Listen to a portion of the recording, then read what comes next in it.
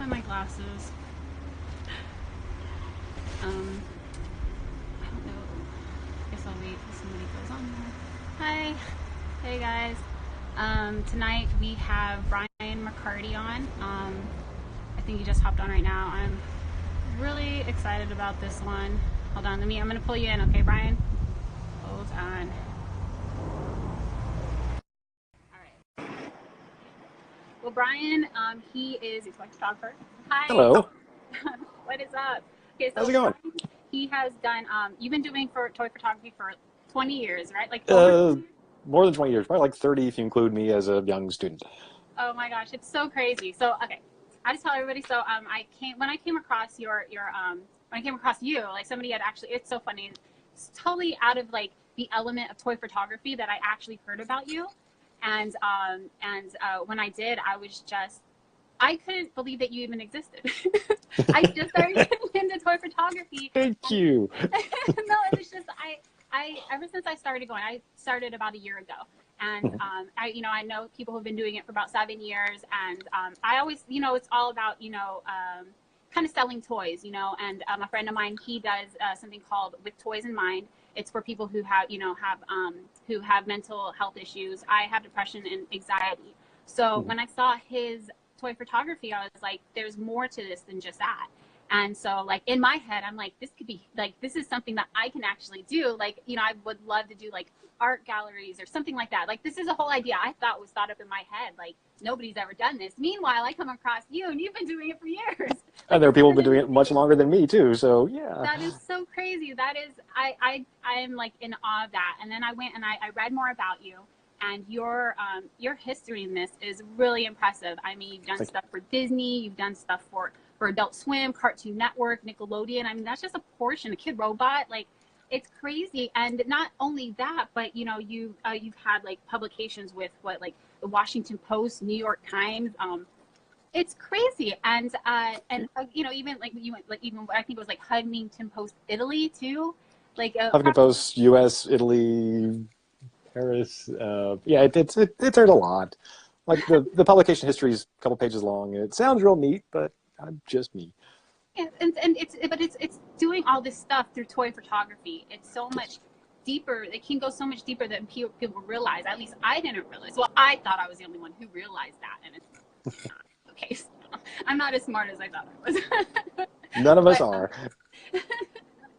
No, it's awesome doing this, and you've been doing this for so long.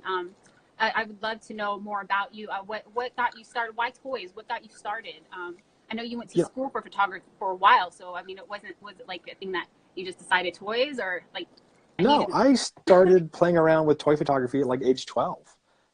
This is way pre-digital. This is, God, late 80s, mid 80s, somewhere in there.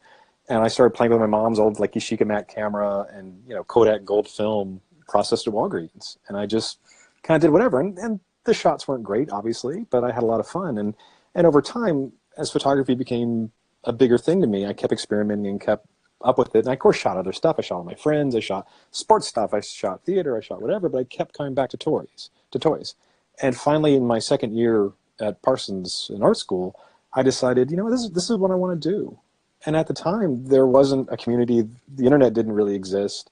It was just a decision I made, and there were just a few other photographers that I knew about. David Leventhal, I told you about, being one of them, that I could look as an example of this is what a career could be. And I just did it. And it's stubbornness and luck and hard work and whatever that has built the career into what it is. That's awesome. So you before you started, how did this start? Like when you first started doing toys, was it all? Did you do like was it more art? Like how you like what you're doing with War Toys? It has more of a meaning background to it. Did you start out like that, or were you doing just toy photography, like in a sense, like with like Cartoon Network type of stuff? With like. I mean, at the start, at the earliest, it was just sort of emulating the imagery that I saw in commercials and cartoons and TV in the 1980s. And then, as like my teenage angsty years came about, it got kind of more like that, sort of articulating my anxieties and my depression and all the stuff I was going through. And I think my work ever since has just kind of been this weird blend of the two, like this really kind of poppy commercial sensibility mixed with the serious and the dark. It can be both. And that's kind of why I love toy photography so much. War Toys came about right out of art school. I was recruited into a creative research center in Italy, and was invited to do an exhibition in Croatia right after the war had ended in 1996. And for the show, I thought about off-the-shelf war toys, things like G.I. Joe, that kind of stuff, as cultural artifacts and ways to connect to war. I thought about my dad's own experiences in Vietnam. He just wouldn't talk about them, didn't ever want to. But one time he shared being a kid and playing with tin soldiers and toy guns, all the while hearing about his father who had died in World War II. And he viewed it as sort of indoctrination, and what led him to think it was his duty to enlist and fight when his time came.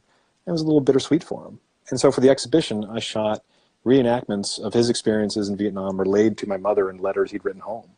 And it was, I was 21 years old. It wasn't the most brilliantly executed thing ever, but it planted the seeds of that idea of using toys as a way to connect to war for people who haven't been into it.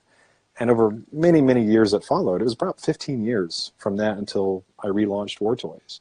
I learned about art therapy and play therapy, and thought about children, and thought about my dad when he was playing, and thought about how I was as a kid. And somewhere in all that, the idea of making kids, or inviting kids to be my art directors, essentially, was born.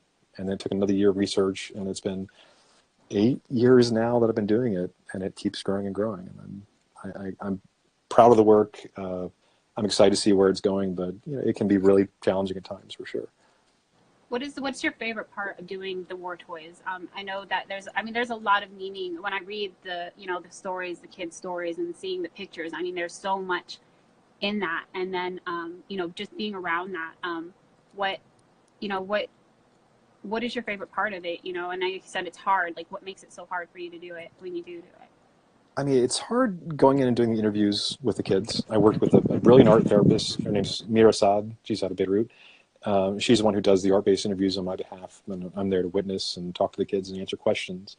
But it's really tough to see what they draw, to absorb their stories, to really, really, understand that this is their lives, this is everything they've been through. And then from that, filter that down into what becomes the toy photos. So yeah, and then there's the guilt of being able to leave. I mean, the amount of privilege that I have to be able to go to these places, interview these kids, and be like, well, okay, great, see ya, and go back home. And so the adjustment can be very, very harsh. But I'm proud that I get to amplify their voices. I'm proud that I get to bring an art therapist into these places, and she gets to work with them. And it's often the first chance any of them have had to process their experiences in a controlled setting, and to be told and to be taught, no, it's okay to talk about this stuff. You should be sharing it. It's good. Mm-hmm. And that's something that in the camp environment, because these are often refugee camps or IDP camps, in that environment, you just are kind of surviving. And so people are taught just to keep your head down and do whatever, and kids still play, and kids are kids and whatever, but the emotional processing doesn't happen. And so having a therapist there is huge. But again, me being able to filter those experiences, present it in a way that Western audiences will look at more and think about more and place themselves into that context and that position and think, this could be me, this could be my kids, any of that kind of stuff. That's the best part of the whole thing. And you're also sharing their story, which is amazing, because it's things that they won't be able, otherwise some people won't even hear about it, and these things are happening and could be completely unheard by anybody, which makes it happening even worse when nobody even knows about it, and it's happening to these kids, So it's really amazing. It's a really great thing that you're doing. Thank you. And because some of them are so young, it's at the age that they're at, they know what's happened. They emotionally experience it the same as adults, but they don't have the language ability. They're not gonna. You can't point a camera at them and get them to tell their stories. You can't have them write it all down. So it takes these kind of subjective approach. It takes kind of speaking the language of play to be able to articulate that thing. So, sorry to interrupt you. Do you think that doing the pictures that you did for about your dad's stories, did that help a lot? It did. It helped me connect to his experiences, to understand him a little better, to begin thinking about what it really was to be in war, to be shot at for the first time, to be in a different culture in a different place. And so again, I was 21, not the most dialed in, but it led me down this road. And so I think for that it was really good and really useful. The photos, it was really good and really useful. The photos, to look at them now, are a little embarrassing because I've gotten, I think, a little better since then. But yeah. I'm happy for it all. I would love to see these photos. I don't know where they are. It's so weird.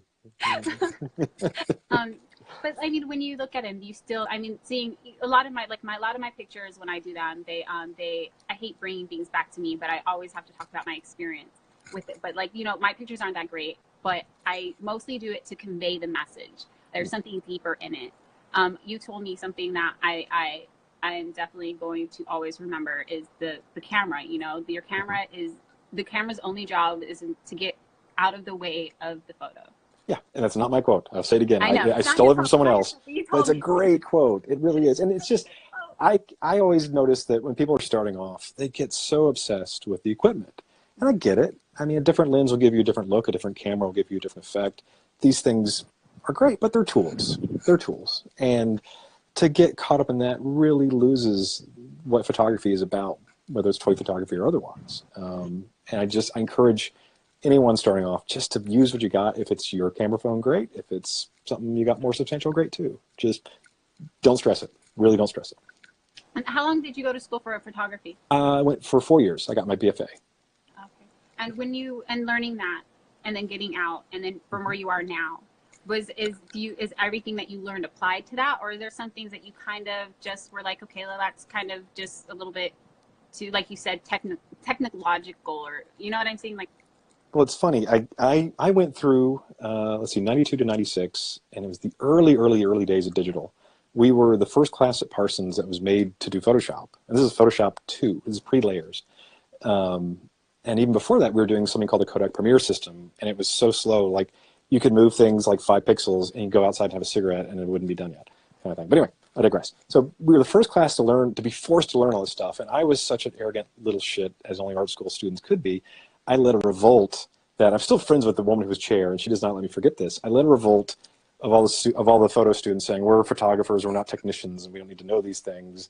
And she just laughed me out of her office, and that was the end of it. And I'm really glad I know Photoshop and was forced to learn it, because it made the learning curve that when digital really hit around 99, 2000, I was much better equipped for it and was able to keep up better. But no, it's been a steep learning curve for sure, going from film and a chemical process to pure digital. But I've embraced it and been happy to have had the foundation that was forced upon me. Now, how often do you take photos now? It depends. I will go through periods of intense work and will do, tons and tons of shooting every day, and then I'll go 6 months and not pick up my camera. And I've just kind of learned that is my method and my process and my rhythm, and I'm okay with it. When I was younger, I'd beat myself up. If I wasn't shooting something every week or at least doing something every couple of weeks, I really would kick my own ass. And I don't do that anymore. Especially with war toys, the recovery time and kind of the time to kind of get my head back together, it's a while. So I will come home and for maybe a week just do nothing, and then we'll spend a month or two in post-production doing all the Photoshop stuff. And that is also really, really hard, because for the first time, I'm looking at the photos, really looking at the photos. I'm not in the moment. I'm not over there with a job to do. It's thinking about the kids more, thinking about, you drive yourself crazy, all the things you wish you had done, or, I didn't really fully do this kid justice. You just beat yourself up. And that is, again, part of the process. So shorter answer, I do a lot. Sometimes I do a lot too. Or maybe you do a little bit too much at one time. No. Yeah, that is what I don't know. No, they look amazing. Thank you. So when you do these, when you're at that point where you're going to do photography, do you usually have a plan out thing of what you're going to do, or do you just kind of, do it? It depends on the shot. I've gotten to where I plan out as much as I can. If it's a commercial project, which I still do those from time to time, less often these days, but let's say if it's a Disney project or whomever, it will be pretty well sketched out beforehand. Did a thing, I'm trying to give an example I can talk about. Did Big Hero 6 some years ago. And for that, sketched out, Baymax in different places around San Francisco, because we kind of wanted to do a San Fran, Tokyo, San Francisco blend. And so sketched out like Baymax at the Golden Gate Bridge and that kind of stuff, and went on location and pretty much did what I sketched. So sometimes it's extreme, but at the same time, I was going to say the composition was not the same. It became very reactionary. I got to the bridge, got everything set up, and realized that if I just did something a little bit differently, it was a far better shot. But that is kind of the blend of the pre-planning and then the reaction to being in the moment and seeing what the location really can afford and really is about. For war toys, it's a lot different. I will sketch, I'll pre-compose, I'll play with compositions on the ground where I'm staying and have a good idea, but then you get to the location and it's very reactionary. It can be very much a, oh no, this is far better, or I can't get that angle, or whatever it is. But so, yes, I plan a lot, but then also it's taking in the scene. I noticed like when like some of the photos that you did, like you found there were actual toys that were in the area and you used those toys. That's obviously not planned ahead. Do you usually have toys with you, like set like certain toys with you at all? Nope. No, No, you just go out to the toy list and then get toys there? I go out toyless. The rule that I've given myself with war toys is that it's local toys only. And so the order of things is I'll go with the art therapist, and for about a week, we'll conduct those art-based interviews in the camps, and we'll get hundreds of drawings, no exaggeration. I'll then spend a day or two cataloging the drawings, looking at them, seeing what inspiration, seeing what I can kind of envision. I'll make a shopping list of, gosh, I hope I can find these toys. And then I'll spend another 2 to 3 days or more hitting every toy shop, vendor, open air bazaar, anything you can think of that might have toys, and we'll source whatever I can. We'll then spend another couple of days with everything exploded out on the floor, all the drawings, all the toys, all the everything, and we'll sort of cast the various elements, and we'll start to do the pre-composing, pre-planning, bag everything up, label everything. I mean, it's weeks and weeks of work just to get to the shooting part. So by the time I'm in the field, I've got this sort of master list of individually labeled bags, so I know what I want to shoot, and it's just finding the location and finding the right environment and going often to the places where the kids described and doing it. So it's a whole thing. Yeah, that's a lot. That's really awesome though. Just I mean, like, I know with my toy, when I take pictures, I completely beat myself up. I have to have the right toy or I won't take the picture at all. And if the toy isn't exactly what I want, then I won't use it, which puts a lot of stress and strain on me taking the picture. And so it's like, now it's like, when I hear that, I'm just like, maybe I shouldn't be so... I've gotten a lot more flexible. Even then, though, I will still look at, there's so many drawings and so many accounts that children have shared, and it kills me I have not found the toys to tell those stories. I mean, you can't find everything, and so I can't do them. And so I leave them alone, and I'll focus on things I can. But I've been really lucky. In Iraq, the last couple trips, I found this open-air bazaar that is full of nothing but secondhand toys from the U.S. and Europe. It's all the stuff donated to Goodwill and Salvation Army, whatever. It's bundled by the container full, resold in Iraq through these little bazaars. And so I'm finding stuff in the 60s, 70s, 80s, 90s now. And so it's a gold mine of just being able to tell stories that before I could, like in working with Syrian refugees in Lebanon. I mean, Lebanon has a lot of toys and you can find a lot of stuff, but even then it's not the same as like a giant bin of secondhand toys. And you can find an elephant, you can find, a toucan, you can find whatever you want is in that bin. You just got to dig deep enough. What do you do with these toys after you're done with the shoot? So the ones that are shot, I keep and they come back with me. There's a touring exhibition right now, early work from the project, and it's got a lot of toys in it. And some future exhibitions will have the same thing.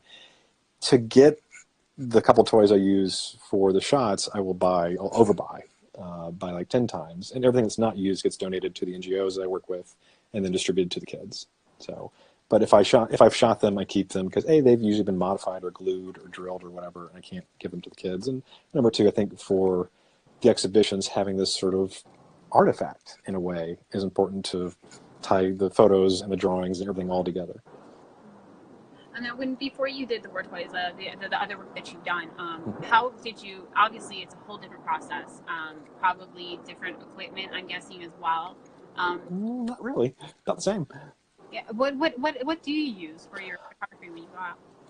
I tend to keep it really simple. I'll use just a DSLR, I can't say it, DSLR body, just a Canon 5DS. Usually a 24 lens, sometimes a 16, sometimes a 45, usually perspective control lenses. But even that's a pretty recent thing. Up until 2011, I used just simple prime lenses. And yeah, that's it. And then a bunch of reflectors and support equipment and things to hold the camera, things to hold the toys, things just make life a little bit easier. But it is as simple could be.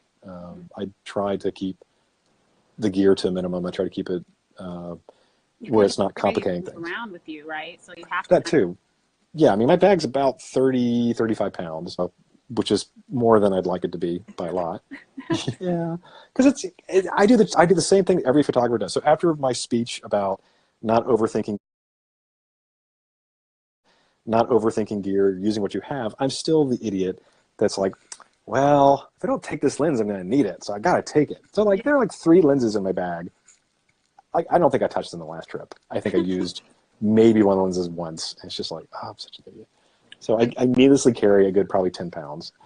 What do you do with lighting? I mean, is usually the just outside light good for you for that type of stuff? Yeah, almost always I just use bounces, just little reflector discs, silver or white or both. I've got multiples. I've also got black discs, so I can deepen the shadows in certain areas, like especially in the foreground. But really, it's just reflected light. I carry a strobe with me, and for like the night shots, I will do one single long exposure, a couple minutes, and just do multiple pops of the strobe to light multiple areas. For War Toys, that has been done with a single flashlight over like a 10-minute exposure, because we did one outside of Mosul when it was still a very active war zone, and we couldn't use a strobe or we would have been shot. So yeah, instead I cupped my hand around the flashlight and lit every little individual element of the photo over a long exposure, and then ended up compositing because I just couldn't get it all in one exposure. So the point is, you use what you got, and you just sort of figure it out. But flashlights are great. Flashlights are like, I lit so much stuff, especially back in art school, with flashlights, and you'd never know. That's so crazy. That's so cool. When you do the when you did like you've done work, I saw the picture that you've done for I'm gonna say that one was for Cartoon Network, the one with Adventure Time. Yeah. How was that shot put together? Oh, that was fun. A lot of planning that went out the window. I had this idea of sort of the reign of the peppermint thing happening, and we got to this location, and it was so warm, all the peppermints melted together. And so we tried multiple times just to throw the things, and it just kind of came out this like solid clump of candy. And so in the end, I just locked the camera down, and this is the same technique I use for War Toys often. The camera locked down, and just multiple exposures holding a peppermint or two on a rod, and then compositing in the peppermints that look the best. Oh, so simple trick. I much prefer getting in camera, and especially something like that, because you get the motion blur, you get the realness of it. But if you can't do that, then at least matching perspective, lighting, angle, and whatever else, just by doing multiple exposures is sort of a good backup. So you did it. Was it when you said it was it one long exposure with it in each spot, or it was multiple pictures? Many. Just holding down, not holding down, but doing click after click after click, and the camera is locked down, didn't vibrate, didn't move, and so could just take the best peppermints, and put it all in together. And again, the optics would be fine, the lighting would be fine. So easy trick. I'm gonna look at the comments really right now. Oh, I haven't looked at all. 30 years, he's thrilled. He does a lot of really great pics. We featured him a few times. Shout out to Marmar. Who's Marmar? I'm amazed by your work. I guess I probably should have said it while it was. I usually do this during, but I got so I'm sorry, I'm yammering on too. No, I have a tendency just to keep talking. I'm so focused on what you were saying. It's just so awesome that you have so much experience in this, and a lot of the people that follow us, they're really new to this. Even the people who've been doing this for like 2 years. I mean, you've been doing this for so long. The knowledge that you have is just like gold to me. So I can imagine it's probably the same for a lot of other people too. Ripley, I had amazing teachers, and I've been very lucky my whole career. Ripley the Alien says, this is great. Thanks for the advice. I'm going to watch it again. I am going to record this and try to get it on my YouTube too. Just that way, So, if you guys miss it, hopefully I can get it. Last time I did it, it's just really hard because I have to record it in sections, and it's so weird. Jolly Bearded Promotions. He says, loves War Toys project as it inspired his college dissertation. Whoa. Wow. Thank you. My friend, he actually did a report on you when he was in school, too. Wow. Yeah. That's so weird. That's so flattering and weird. Yeah, he said, Mitchell Photography, he says he loves your work. Well, you see it, too. I should be looking down. This is admittedly my first anything with Instagram Live and whatever. I'm like, oh, there are comments down there. Look at that. Yeah. I love doing this. You get to interact with people, and then, it goes up for, most of our views happen after the fact. Makes sense. But but only 24 hours. So I want to do it on YouTube so that way people can see it after, you know. Yeah. I literally just figured out how to do it, and it's still like really mediocre. I literally was like, I don't know, I'm connecting. She'll tell me. I don't know. I'm like an expert now, right? I know. I had to turn on the mic. I didn't have the permissions. Oh, he's a Jolly Bearded Promotions is an Irish guy in Scotland. Nice. Hey, are you drinking right now too? No, I know, really. Good idea. It's late there or earlier, which is I can't do math. There's another picture that you did. It was a Halloween picture. Mm-hmm. I think that was Adventure Time as well. The cave one? Yes, the cave one. How did you do that one? We went to a cave in Tennessee. And really? Yeah. That was in an actual cave? Oh yeah, and it drives me crazy. We had planned multiple shots at this location, and the location, I can't remember the name of it. It's been some years. They were really cool, and I wish I could give them a shout out, but whatever, not important. We had all these plans, and it was so hard to get that first shot, and the drive up and back from Atlanta, where Cartoon Network, at least their marketing folks are based, and so we only got that one and only shot done. I'm very happy with that shot. I love it a lot, but there should have been so many more shots of that cave, and that's just the joys of working on location and in production. But that was done with, we had a gobo, basically a shadow cutout of Marceline as a vampire, and had a focused flashlight, again flashlight, that shone to put the shadow of her in the background, and then use the technique of one strobe and multiple pops. So maybe a 30-second minute exposure, pitch black cave, and doing different pops of the strobe to get like the edge light, the front light, the light in the background. BMO was lit with a little LED that was placed in there to get the green of his screen. Yeah. So multiple exposures, long exposure, multiple pops with different lights. I don't know what a strobe is. I'm thinking strobe light, a flash. like a flash. And it is. I mean, it a strobe light is a type. I'm sorry. It's, for whatever reason, in like the professional photo world, you don't call it a flash. It's a strobe. It's a flash. We'll call it a flash. Yeah, and it literally is nothing fancy flash. It's a Canon. Well, I think even then I was using, you're going to laugh, I had a Nikon SB24 flash from 1991, and it was the flash I carried with me everywhere. And it's just you argue the type of flash you attach to your camera. Yeah. And that thing finally died a couple years ago, and it was replaced by a shiny new Canon. I have no idea what the hell kind of flash it is. It's not important because I don't use any of the functions on it. I just use it manually. But anyway, yeah, flash and flashlights was how that shot was done. So when you say flash, it's like the one that just like pops up, or is not the pop-up kind, but like the type that attaches and kind of has the right angle to it. Yeah, when you take the picture, it flashes. It's not like one that stays on. Yep, yeah, flashes. Yeah, and so I literally, for like that shot for the Adventure Time thing, and for War Toys or location work when I can safely use a flash, I will do a long exposure, and this is something I would encourage people who are experimenting to experiment with. In a very dark setting, leave the camera open for like 30 seconds, and with the strobe on a low power setting, so learn how to use the flash, learn how to do the manual power settings, you can go flash, flash, flash, flash, and light different areas of the scene. You can get sort of that really nice edge light on the background by holding the flash up here. You can do really neat lighting stuff just by practicing and playing and just seeing what you can do over a long exposure. Same thing with the flashlight. You know what? Fine. Forget the flash. You don't need a flash. Get a flashlight in a fairly dark room with a camera that has a manual setting, and you can actually leave the shutter open. Click and leave the shutter open, and just sort of light different areas and sort of paint it in a little bit. Yeah, I was actually doing, I like that you said that, because that's what I was doing with one of my I did this Popeye shot for my dad.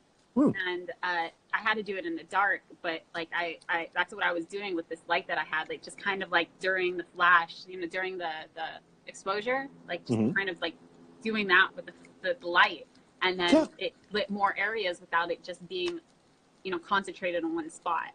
Stuff, but really just making sure the tonal range and the colors are where you want. Especially for War Toys, I try to do minimal stuff in Photoshop, but that said, it can still be pretty intensive amount of work, because I am really anal. Like, I was the type of kid, when it was film and in the darkroom, I'd spend 3 hours on a print, and I'd want to do every little area, burning and dodging, and even changing when I was doing color stuff, changing the color filtration on certain areas, and would just tweak and perfect whatever. And I'm still the same way with Photoshop, just it's faster and easier, and I can obsess over the smallest of details no one else will see. Well, like a good example of a shot is I did a shot a couple years ago for Entertainment Weekly. They commissioned a thing of Aquaman underwater. And so the shot itself is underwater. It was shot in a friend's pool, and it called for goldfish to be in it as well. I've seen that one, yeah. Yeah, thank you. So goldfish melt in chlorine, in case you're wondering. Yeah, and so knowing this, I got a freshwater container. And I thought you didn't know this. No, I knew this. No, thankfully I knew this. I did not kill goldfish for this photo. I would have felt horrible. So no, but put them in like fresh water, just from the tap, and then submerged it in the same pool with the same gear, so I could match the lighting and the color as best as I could. But the fish are composited in. It was the same fish repeated twice and another fish to get another angle. But everything else in the shot is one exposure. Just maybe the tones and the colors I think enhanced and corrected a little bit, and then the fish were put in, and that's it. So I try to do as much as I can in camera. So like with that shot, and the one that you did with Adventure Time, I mean, was it all to do one specific, like you already knew what you wanted to do, and then that was the picture and that was it, right? Yeah, and I had the sketch, both for the Adventure Time one and for the Aquaman one, I had the composition sketched out, and it was the Adventure Time one was pretty close. The Aquaman one changed a little bit from what I pitched, but not by much. It's pretty close. Now, when you did it, how long did it take you to do the picture? Wow, it was a while. Underwater ones are complicated and take longer always because I had to rent underwater housing. Yeah, those things are expensive. They're like a couple thousand, like $1,000 at least. There's one I want to buy that's like more than a car, and I'm not going to buy it. But I rent it, and it's like $650, $700. But the client's paying for that. I'm not paying for that. So rented underwater housing, getting everything in the housing, testing the housing. That was also I built with rocks and bought plants from Petco, funny enough, the little set that Aquaman is standing on, and then just kind of put it in. So it was a good half-day shoot, if not more than that, just for that one shot. That's crazy. Yeah, but that's not unusual. I mean, I think the Adventure Time shot was probably 4 or 5 hours, I'm guessing, because we had to wait for the light. And also, working for commercial clients, you have to get approvals for everything. So you have client reps there, people there who will look at a monitor connected to your camera, and they'll go, gosh, if he was just looking this way instead of this way. Okay, so you go and you do that. And so simple shots can take a very, very, very long time. So, yeah. And that really makes a huge difference, just having somebody there telling you how to. And sometimes it's 6 or 7 people there. I mean, it can, and then the 6 or 7 people, plus then the remote person off-site who they have to email to get approvals on. And so, like for certain clients, I'm not going to name names, I will literally schedule a day for a shot because I know this is just what it's going to be. Oh my God. Yeah, I joke very accurately. I'm paid the most to be the least creative. Like the jobs where I actually make okay amount of money, it is everything kind of by committee and by whatever, and it's pre-planned and sketched and whatever it is. Whereas something like War Toys, I hemorrhage money on it, or even the Aquaman thing, I don't think I made money on that, to be honest. But that was just me in a pool. I didn't have an assistant. I didn't have anyone. I was just having fun. So yeah, it's just the commercial stuff is a really different animal, and it's still fun in a lot of ways. But I much rather the shooting from the hip, doing my own thing.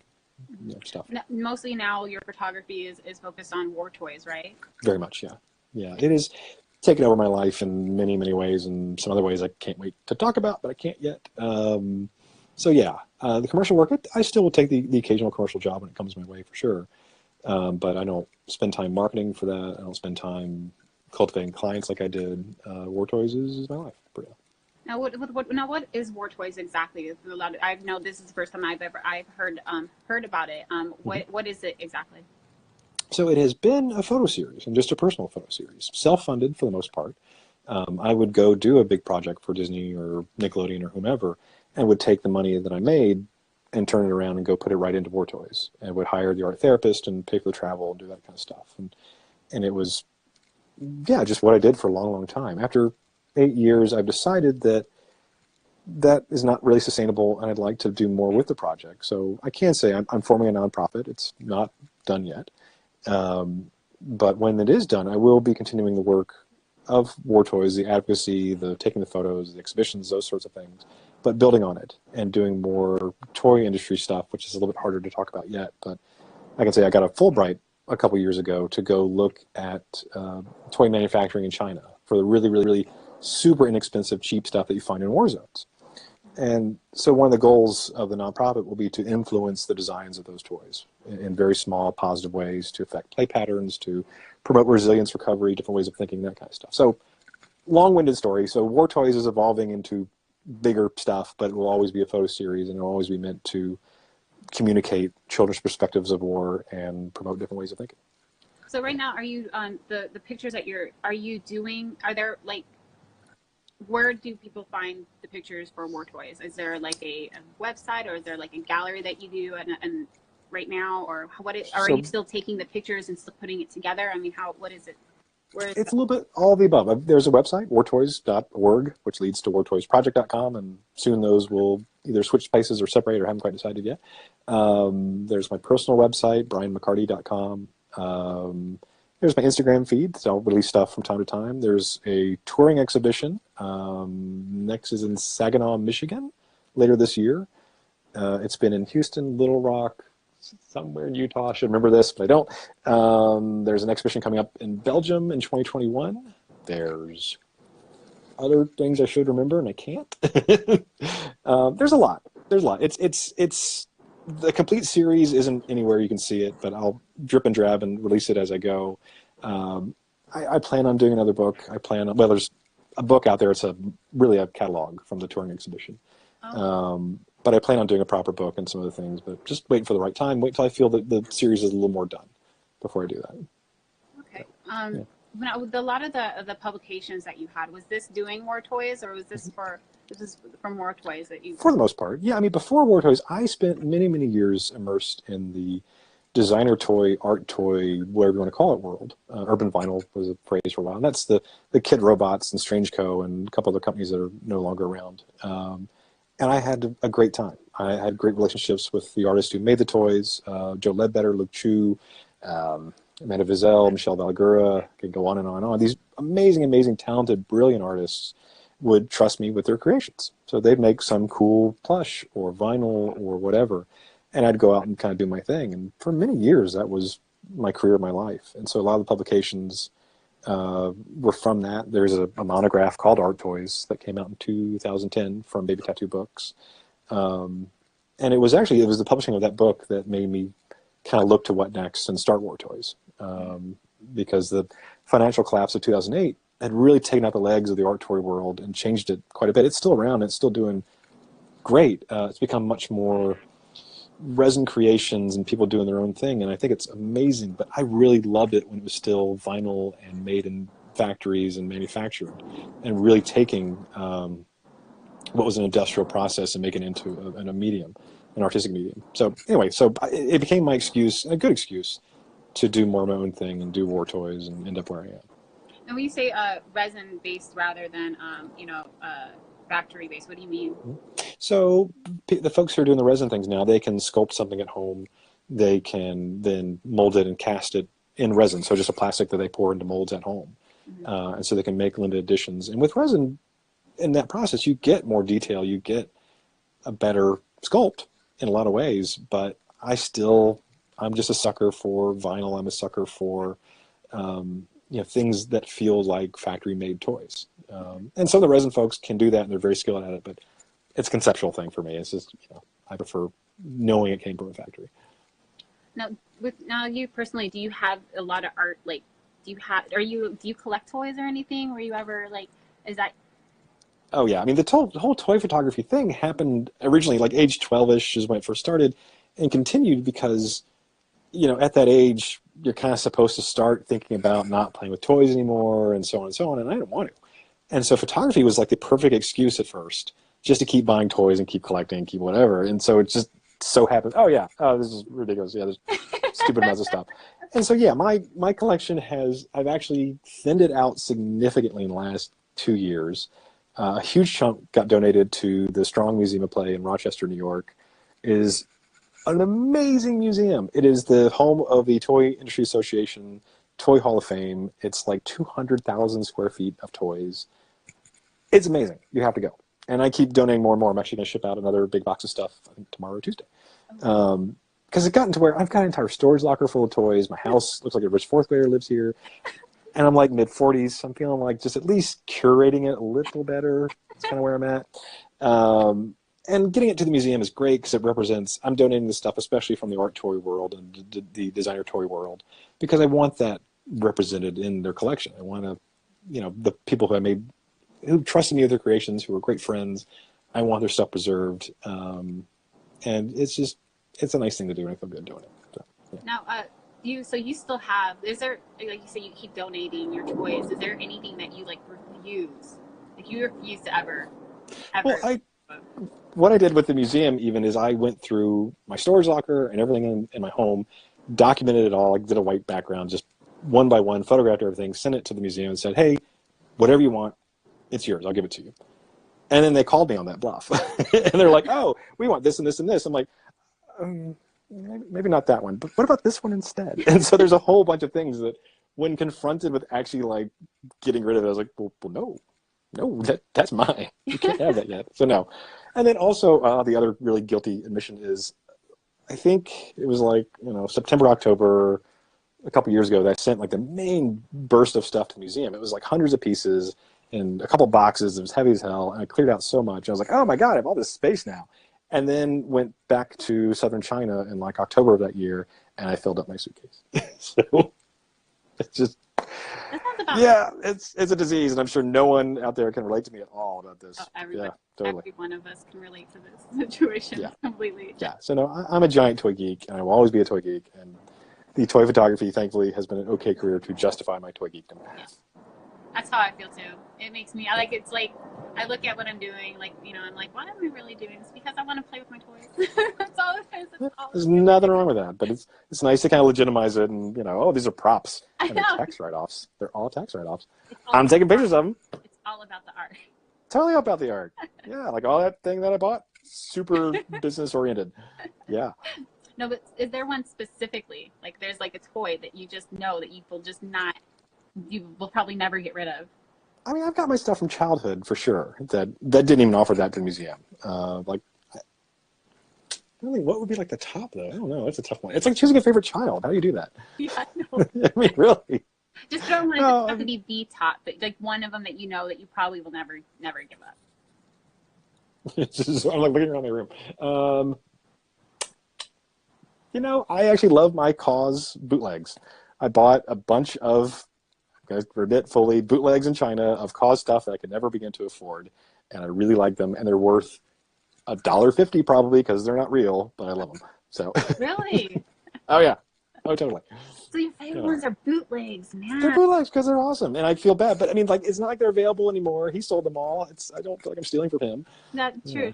Yeah, that makes sense. I know I'm a bastard. There's just no excuse. This is all totally justifying my bad behavior. I'm so bougie about stuff. All my pops, they either have to be vaulted ones or they have to be exclusives. I have very rarely any pops that you can just buy at the store. I refuse to. See, whereas I paid $15 for this awesome bootleg, and yeah, I love it dearly. I'm never getting rid of it. So that's really it's cool that you've actually found a bootleg that is that.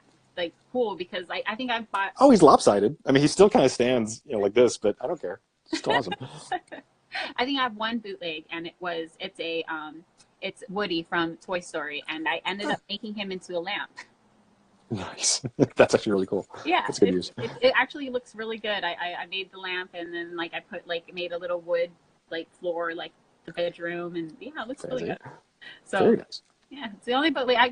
Finding bootlegs now, even they're not that cheap, but maybe half off the regular price. I'm like, but in China, in Guangzhou, I mean, they are just dirt cheap. They're dirt cheap, and if your haggling skills are even slightly good, you can really come out of there with a lot. You mean you have to actually go there to get it though? It's not ones you can get on eBay, right? No, the ones on eBay are marked up, huge amounts. They're people like me who go to Guangzhou, who buy the stuff, and then to pay for the trip, we'll put on eBay. But I was in Guangzhou doing research on the Fulbright and the nonprofit stuff, and so while I was there, I was like, well, I'm doing research, and I'm going to get that. It's fine. Super important business research. That's all. That's awesome. Well, I want. Is there anything that you would like to say? A lot of people are beginner toy photographers. Some are, been doing photography for a while. But with you, with the experience that you've had, you know, and in the direction that you've gone, is there anything that you would, you know, kind of like want to, any kind of advice that you would want to tell people who are looking to do what you do, or at least take it in that kind of direction? I mean, I can think of two really important things. Number one, and it's one I told you too, is look for inspiration in weird places. My style and the way that I photograph developed because when I went to Parsons, most of my instructors were documentary people. One was a former head of a photo agency called Magnum, and so we're all sort of the best of the best photojournalists and documentary photographers, you know, are represented by, and it was hugely influential to me. The professor was Charles Harvett, brilliant photographer, he died a few years ago, but very influential. And then looking into that work, it was that idea of that's stuff that people do in toy photography anyway, and now it's not so radical, but back then it was very different. It's that idea of capturing an organic moment, what feels like an organic moment, and doing it from a personal point of view and with some style and with a perspective, not just here's the thing and there's the thing that's happening to the thing, but it's actually really looking at the frame and the composition. Number two, much simpler, is I will quote Adventure Time and Jake, and the simple fact that, you know, the only way to get good at something is just to suck at it at first. Just go suck. Go embrace your suckdom. I mean, really, it's you going off and doing something. I'm doing very well at that, actually. So. And that's great. And the point is you're doing it.